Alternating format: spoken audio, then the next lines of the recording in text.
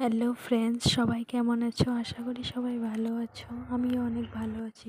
তো আজকে আমি করেছিলাম ইলিশ, সর্ষে ইলিশ। তো প্রথমে ইলিশটাকে ভালো করে কেটে ধুয়ে নিয়ে লবণ, হলুদ, সর্ষের তেল মেখে নিয়েছি, তারপর ভেজে নিয়েছি। তারপর ওই তেলের মধ্যেই পেঁয়াজ ভেজে নিব।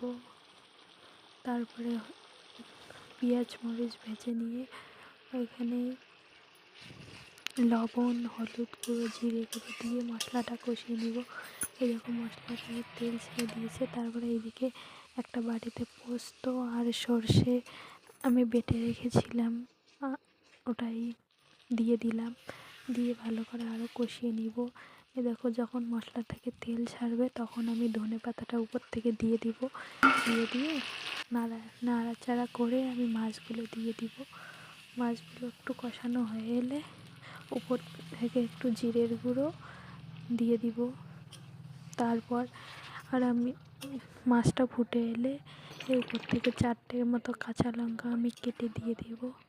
এই তো ফুটে এলেই নামিয়ে নেব। এই তো আমার রেডি। তো আমার ভিডিওটা কেমন লাগলো কমেন্টে জানিও। খেতে কিন্তু অসাধারণ হয়েছিল। তোমরাও একবার ট্রাই করো। বাই।